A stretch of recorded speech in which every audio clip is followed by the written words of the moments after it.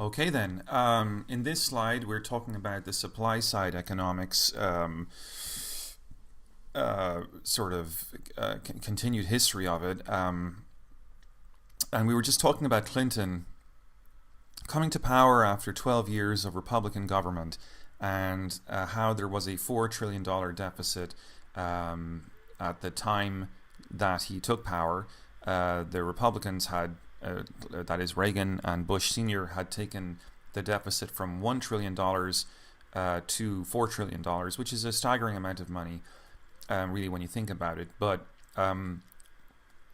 it really depends. The thing about deficit is it really depends on what you're using it for. Reagan had been using it largely for military purposes. A huge amount of money was going into military expenditure, but also because he was reducing the tax take, the deficit was going up just for regular day-to-day maintenance of government as well, and social policy. So, if you're going to shrink the tax base and then turn around and say, we have a deficit, that's a big problem, then you're kind of playing a mug's game a little bit, because the deficit wasn't the problem. The problem was that you cut the taxes, and you cut the taxes on the wealthy, who were the people who could most afford to pay those taxes in the first place, leaving everyone else to carry the can. And because everyone else can't carry the can, of course, then you're going to make the argument that realistically the problem is government spending, when actually the problem was never government spending at all. Because if you think about it, during the good years of the Keynesian deal, before the Vietnam War, the system was pretty much working well, right? Americans were becoming more and more productive. Prosperity was strong for all parts of the economy, and the gap between the rich and the poor was not very broad. Today, compare that with today, where we have a yawning gap between the rich and the poor, with average, as we discussed way back in the political economy class at the start of this course. There's a huge gap between the rich and the poor in this country now. The average income of the top 10% being over $100,000, the average income of the 90% of the rest of us being about $24,000. So and then that's not even to speak about the top 1% who make billions. Anyway, the point being that the deficit kind of set up Clinton in a certain way, where in order for him to look tough, and he had a tough time looking tough, I think, is the point. He had a lot of personal issues during his presidency, and it was all he could do in some ways to sort of prove that he was a strong president, and a president, of course, who's strong enough to balance the budget after 12 years. Well, that would be a formidable president indeed. So in 1998, with the economy doing well, finally, the federal government took in its first tax surplus in 30 years, which is often held up as a testament to Clinton's success. And I would probably agree with that by and large. But again, the point is that while Bill O'Reilly or Glenn Beck or any of these other sort of right-wing shock jocks on the television might be quick to call Clinton a socialist, in fact, what Clinton was doing was something very conservative. He was buying into, once again, this sort of monetarist ideal of the economy as something separate to political activity and social activity. He was saying that the economy needed to be fixed at any cost, and as we've discussed, deficits are not really a problem, but for Clinton, he was willing to cut the deficit at any cost, and to make that happen, he cut dramatically into welfare. He introduced major bills that would undermine the provision of welfare in the United States, and he also introduced new laws to support risk-taking on Wall Street. For example, repealing the Glass-Steagall Act, which we'll discuss later, but had huge implications for the way Wall Street is regulated.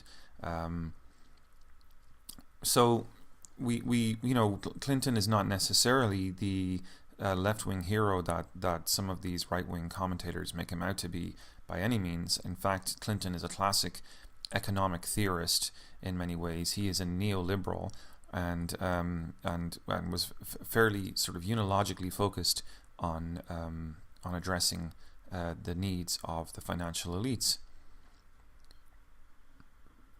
Moving on to discuss President Bush. Bush, I think, I don't think we need to go into so many details about him, because effectively his entire administration was an economic disaster. I mean, not all his fault, of course. He didn't ask for the 9/11 terrorist attacks to happen, but I think it was his choice and the choice of his advisors to respond to the attacks the way they did by going into war.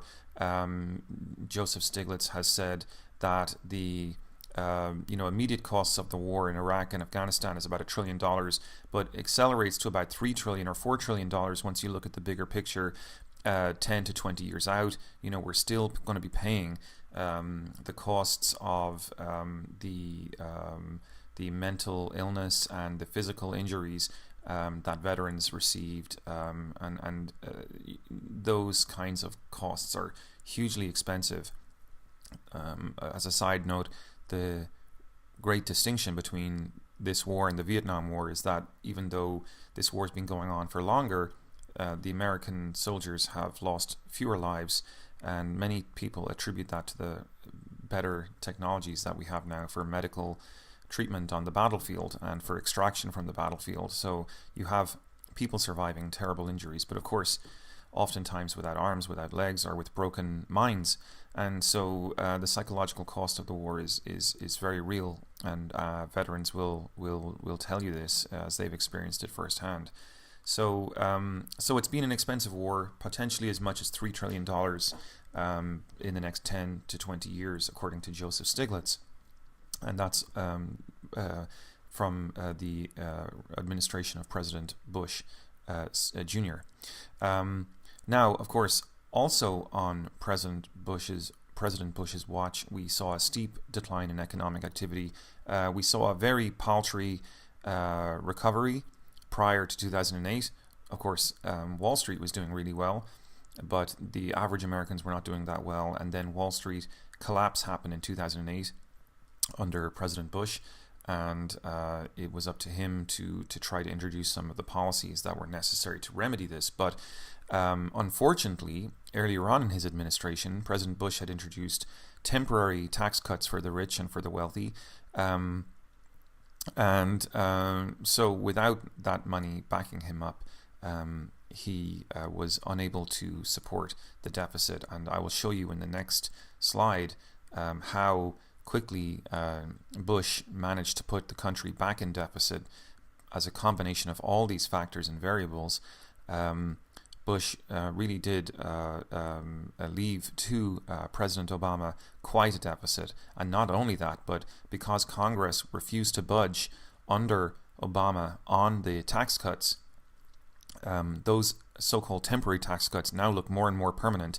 And so while the Tea Party gets very hot under the collar, blaming Obama for the current deficit, which indeed is over $1 trillion now, and it's quite unprecedented in American history to have such a huge deficit.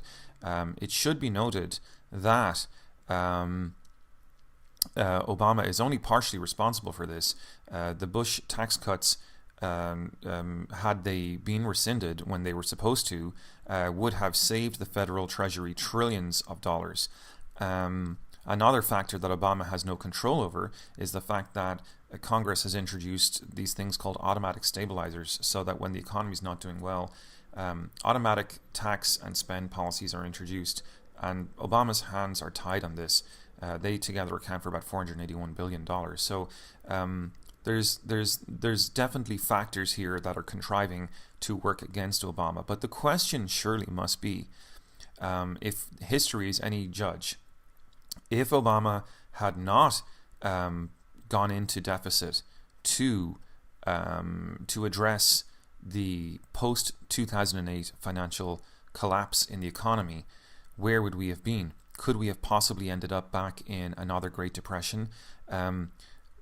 the reality is Bush, starting with Bush, and he used a stimulus plan of about 152 billion at the end of his term because the financial crisis started on his watch.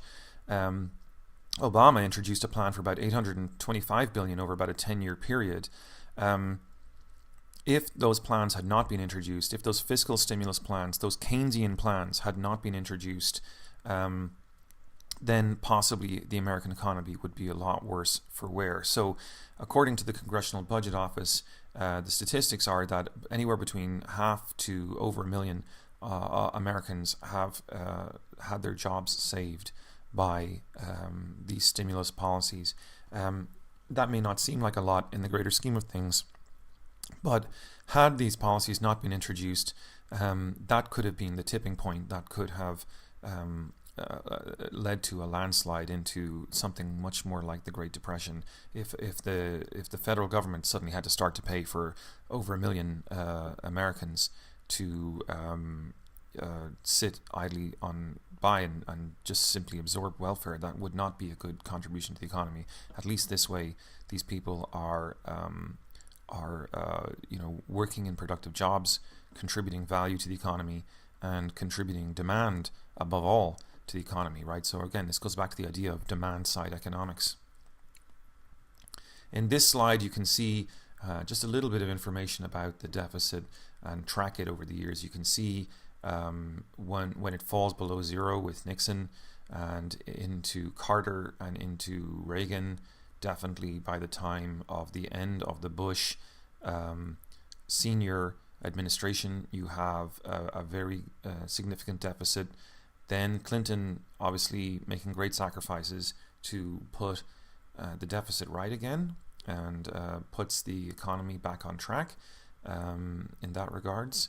Then we have President Bush Jr. and you can see by 2000 and 2004 that he's really generated a huge deficit indeed. By the time we get close to 2008, it looks like that's recovering, but then we have the financial crisis and fudumph, it just falls off a cliff completely. And some of that, of course, is to do with Obama, but definitely you can see chronologically that it's starting with Bush, and that's largely to do with the need for fiscal stimulus to maintain demand in the economy at a time when the economy would otherwise be shrinking. So we just have to ask ourselves on balance whether the federal debt is important or not. The reality is that in recent months and years, we've had a lot of talk about fiscal cliffs and things like this by congressional Republicans and conservatives in the House. They are arguing that this is a time for America to be balancing its budget, but it's easy for them to say that. They make cheap political points saying that kind of thing, but actually, is it true that the debt should be a priority just at this time in the history of the American economy? Arguably not. Arguably, this is a time where you probably need more fiscal stimulus than not, because jobs are not recovering as strongly as they might have, and a half-baked effort is not going to be sufficient. So it's not clear that the debt is the issue that it's often represented to be. I'm not saying it's not an issue at all, but in a large economy such as America's, where the dollar is a popular currency and there's no real threat to the value of the American dollar, certainly the largest and most prosperous economy in the world can probably handle quite a lot of deficit before it has to have any concerns or worries. Something to keep your eye on, but certainly getting sort of scared or frightened about fiscal cliffs and that kind of thing is mostly to do with political showmanship, and very little is known factually about how much debt the American economy can actually hold. Quite likely, the world economy would tumble along with America's economy if America were to suddenly turn off the stimulus just at this moment in time. Now, just a couple more slides to discuss with you. First of all, the contours of social policy. America, under FDR was quite keen on having a social security system. And so the Social Security Act, introduced in 1935, was one way that Americans could be assured in a time of, it must be said, tremendous economic difficulty and uncertainty in the 1930s. The Great Depression, one of the reasons that it was happened was because of lack of confidence in the economy. If people could be assured of some sort of semblance of an income once they were made unemployed, then this Insurance Act, the Social Security Act of 1935, could be one way of achieving that. So it was a very popular way at the time, and still is popular today, it must be said, to provide protection for people against the day they might become ill or disabled or through old age lose their job. Social Security then is a popular type of welfare provision for Americans. Now let's balance that, right? Because there's something to think about here. When we think of welfare, we tend to think of free handouts for the poor, food stamps, that kind of thing. But I would encourage you to think about welfare in a much broader way, right?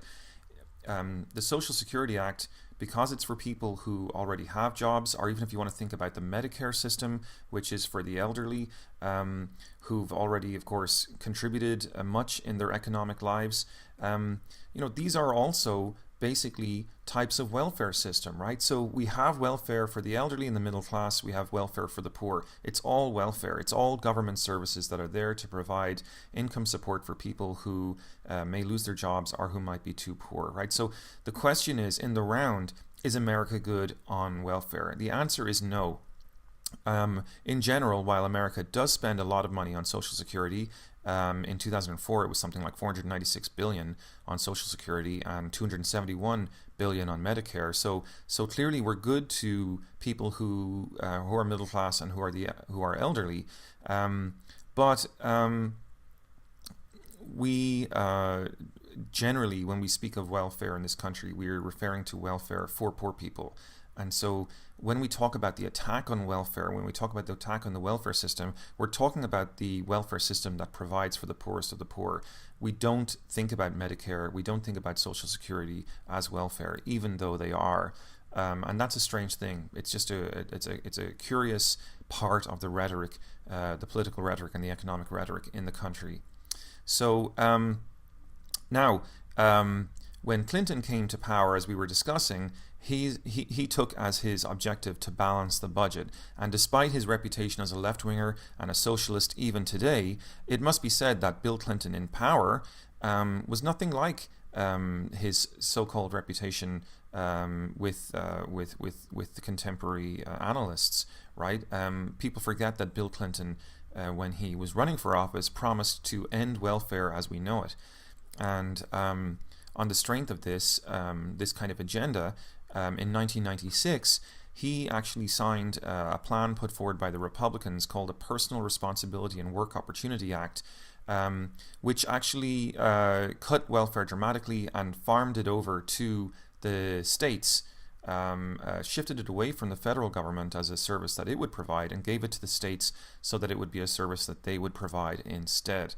And many people say that that was kind of a detrimental decision, because of a number of reasons, but states basically have an incentive to rival each other, to compete with each other, to create incentives for employers to come to their states and set up factories and provide jobs. So if you're going to pit the states against each other, you're kind of giving them any sort of incentive opportunity you give them to do that, they will take. So Clinton, far from sort of doing socialism or the agenda of socialism any favors, clearly was only too happy to help these sorts of acts and these sorts of measures in his time in office. Now President Bush Jr. went actually further. He actually instead of just attacking the poor, he actually wanted to go the whole hog and privatize Social Security. He didn't go near Medicare. I think that would have been rejected, and he knew that. But he did want to privatize Social Security. He was interested in that. And the advantage in defending that project, I mean, he had the hope that what it would have allowed people to do was to divert their social security taxes into personal investment accounts. And through these personal investment accounts, people would have been able to make wise decisions in the stock market and see their retirement or their social security incomes grow against the day that they might be made unemployed or disabled. But it must be said, he failed. And it might well be a good thing that he failed, because if you look at the crisis of 2008 and you see how those sorts of accounts collapsed, well, if that had happened, if the privatization of Social Security had actually happened successfully, and then 2008 had hit, my God, I mean, you would have seen the total evisceration of the welfare system. So that the fact that that didn't happen is a very, very important thing. Right? So now let's try to put some of this in context, right? Because we've seen Clinton's attacks, we've seen Bush's attacks on the welfare system. Today, I think in America, much as in previous years, there are lingering stereotypes. Ronald Reagan really preyed on these, and he ran for office, sort of using these as sort of pillars in his speeches.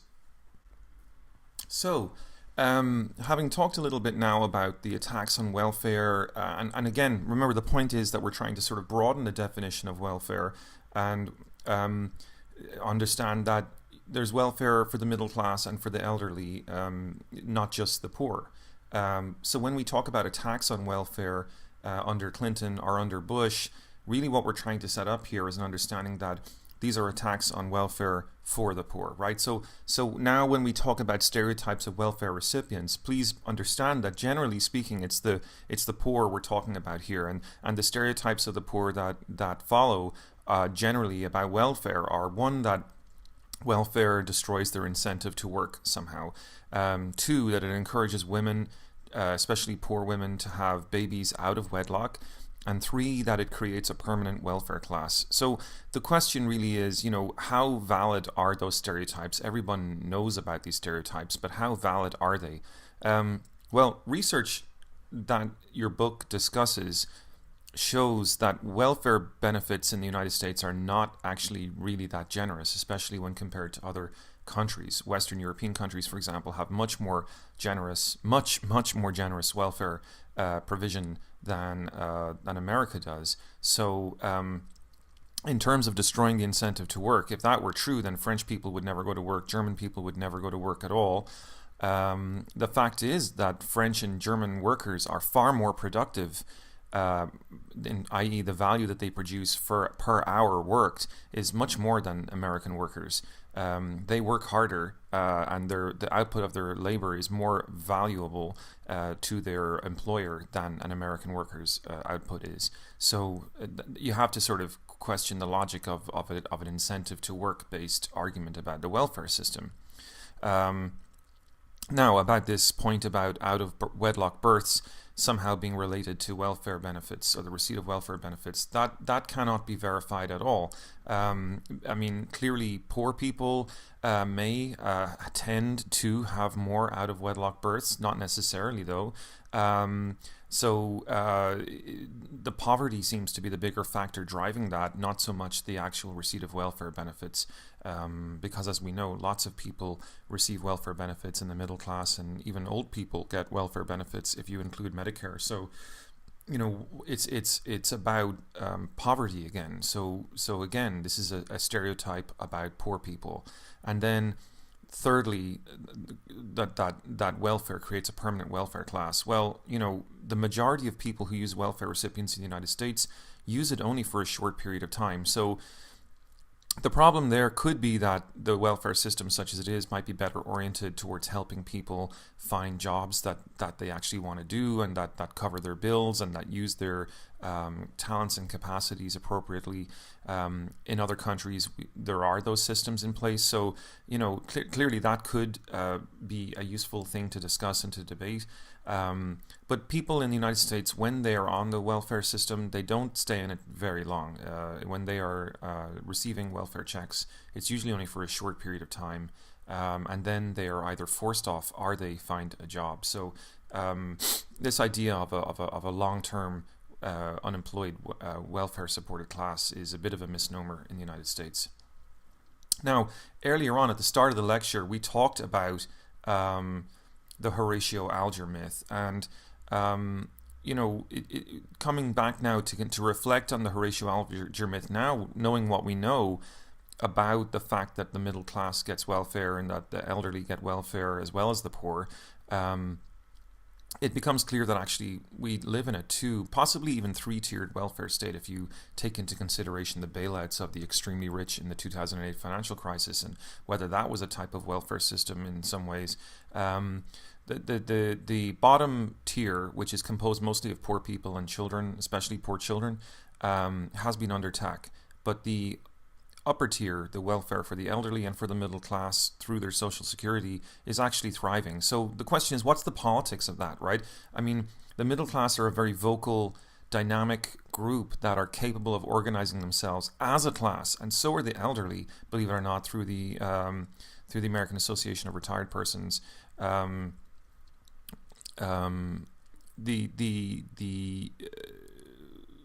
question that emerges then is, given that the majority of people fall into this, middle class, broadly defined category, isn't this really a case of the majority serving itself and not really caring about the others that get left behind, who are incapable of organizing themselves as a class through lack of education or through lack of time or resources or what have you, right? So, notice, if you will, that and next time there's an election, if you pay attention to this, you'll hear this, right?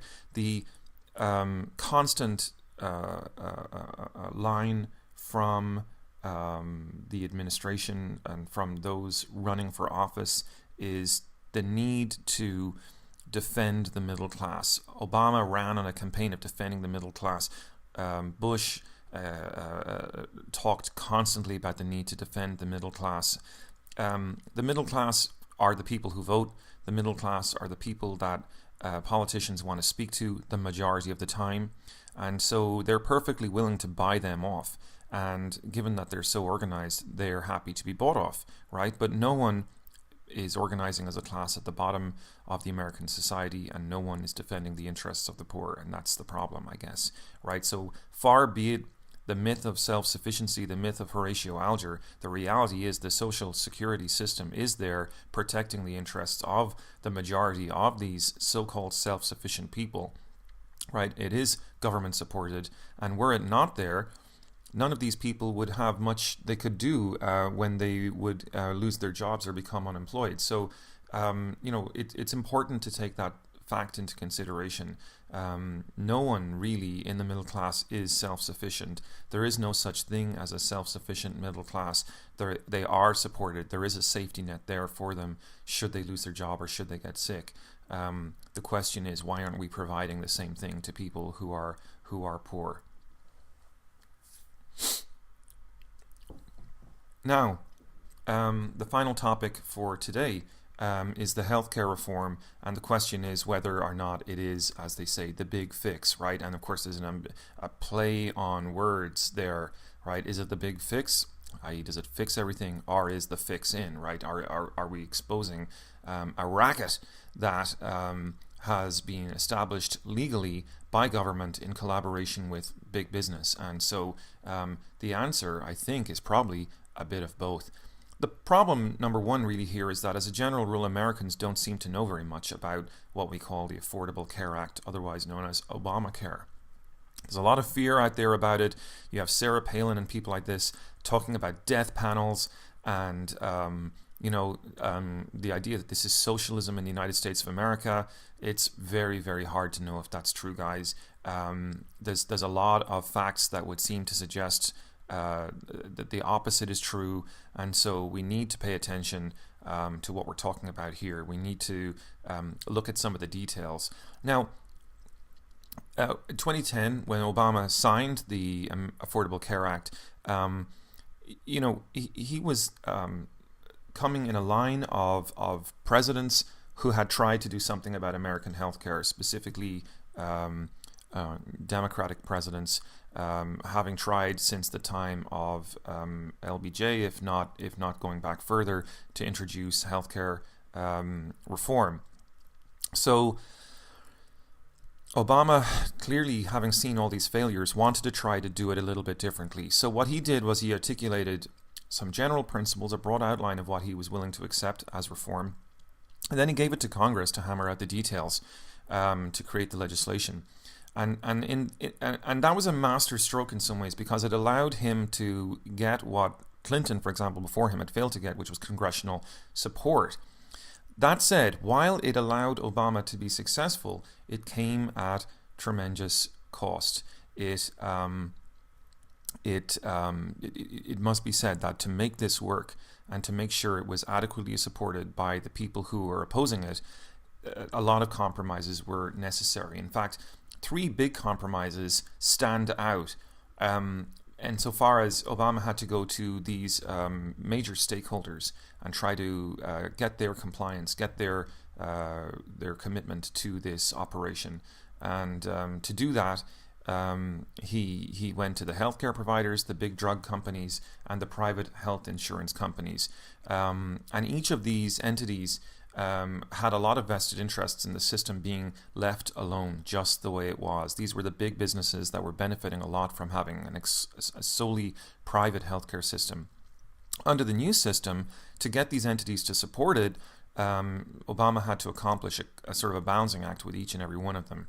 Under the Affordable Care Act, the American Medical Association and the American Hospital Association all got new revenues from Obamacare, for about 32 million new insured patients coming in, roughly about $399 billion worth in revenue to them. So clearly they're going to be happy about it, right? Because more people are going to be affording healthcare, more people are going to be coming through their doors. That's number one. Number two, the big drug companies. The Pharmaceutical Research and Manufacturers Association of America, otherwise known as PHRMA, agreed to lower their prices. Now, of course, why wouldn't they, right? It makes sense. You think about this for a second. When you go to a pharmacy, you go to CVS or something, just to buy a bottle of aspirin, you're just one consumer. You can't really negotiate about the price in the CVS, right? But if you're thousands of people, you can go to the wholesaler and you can buy direct, right? And you can negotiate a price. So the pharmaceutical manufacturers were, of course, willing to negotiate a subsidy to such a large buyer as Obamacare, right? So they gave a cut of about $85 billion over a 10-year period to the cost of pharmaceuticals. Now, what was the quid pro quo? The quid pro quo was that, they were going to get this subsidy, all right, but in exchange for this, the government was going to introduce a extended subsidized drug payment program for Medicare patients, right, bringing Americans aged 65 and older in under this sort of pharmaceutical subsidy program. And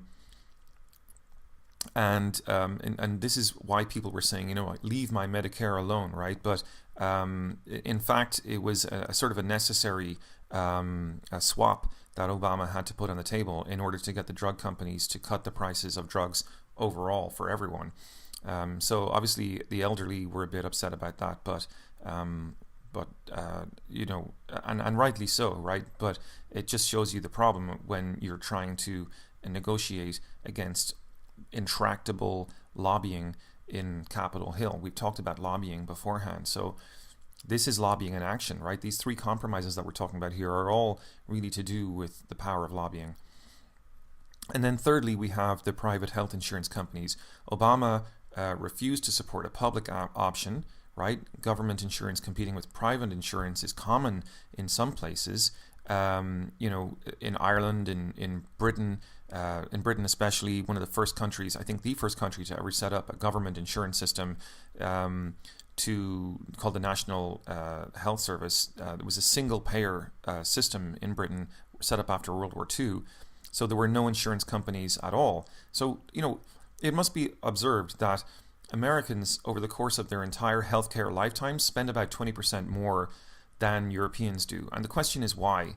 If socialism and all this sort of left-wing hoopla that Europeans are typically accused of having in their governmental systems is so dysfunctional, then how come Americans pay more over their lifetimes for their healthcare?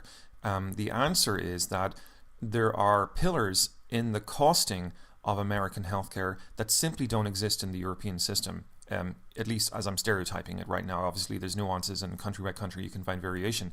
For example, in Ireland, you do have private insurance industry offering kind of Cadillac plans alongside so-called public options. But the point being that the public option in Britain or and other countries doesn't have the one thing that private health insurance has, which makes it so expensive, and that is a legion of people whose sole job it is to figure out ways to deny you health coverage, right? Because they are the risk assessors on the one hand, and they are the people who assess the claims on the other, who are designed to cost you as a risk and also to figure out if the things that you have got wrong with you and the treatments you've had in relation to those are coverable, okay? And so we have to pay our deductibles. We have to, all that has to be figured out. There's paperwork. And I'm not a big fan of Michael Moore, but in his movie Sicko, he's very, very detailed on this. And broadly, he's right. American insurance companies create a whole other layer of cost that has to be paid for. All those employees, all those people that are hired have to be paid for. And where does the money to pay them come from? It comes from your pockets, because you have to pay extra to them in order to make the health insurance and health coverage that you need in your lifetime work for you. In Britain, and Michael Moore shows this, you just go into the hospital, you're not asked to present an insurance card, you just get the treatment you need. And obviously there's nuances to that, but broadly speaking, that's part of the plan. Now, how obviously Obama's not in a situation where the health insurance industry and the private insurance industry is lobbying intensely on Capitol Hill. It's going to be difficult for Obama to get something like that through. It may come for America someday, but this is kind of like a first step to making that happen. The private insurance industry, in the meantime, because Obamacare keeps them involved, but also puts tons of new customers into their hands because they're an indispensable part of the plan. They're obviously going to be totally on board with this right now because it really works for them. It's a guaranteed customer base for them now, where they didn't have a guarantee of a customer base beforehand. So in a sense, rather than going the public option, by going this option of Obamacare with this sort of public-private partnership going on, it's guaranteed a place for the insurance companies at the table. Of course, now, how are these compromises going to affect the bottom line? We've already said that it's more expensive for more expensive for Americans than for Europeans to get healthcare. Interestingly, one of the ramifications of this has been huge controversy as conservative commentators have made observations about the role of death panels and things like that in Obamacare. Well, the reality is that for all of us, the most expensive time of our lives is going to be, our end-of-life costs. Some huge proportion of our total healthcare expenditure comes at the end of our lives, and so many people complain that the healthcare providers write themselves a blank check at that time because the loved ones of those who are sick and who are passing will want nothing but the best care, the best tests for their dears, and so their dear ones. Did I just say dears? Excuse me. So they're going to want to, have the best services. The healthcare providers, which are for profit, they're only going to want to provide the best care as well, right? But they have a slightly different motivation. They're making money from it. So the so-called death panels that Sarah Palin was going bananas about really were an effort on the part of the Obama administration to put an independent panel of experts in place that could review some of these costs and see what their actual medical benefits were. And if the medical benefits weren't there, then they weren't going to be paid for anymore, right? Because that would just be seen to be too much of a good deal for the healthcare providers, and who might cynically be lining their own nest as opposed to really caring about people's health. So with that said, then the upshot of a lot of this is that there were opportunities gained and opportunities lost, I think, with Obamacare. It's not a perfect system by any means if you're concerned about social justice. Yes, it does mean that a lot of children now that didn't otherwise have healthcare, specifically poor children, now do have healthcare. But again, it leaves a lot of expenses in place, a lot of expensive layers to the bureaucratic administration of healthcare in this country are still in place, and we worry about that because it has ramifications for social justice in the country. So that is it for today, guys. Thanks so much for watching this lecture. I hope you enjoy it, and I will talk to you again soon.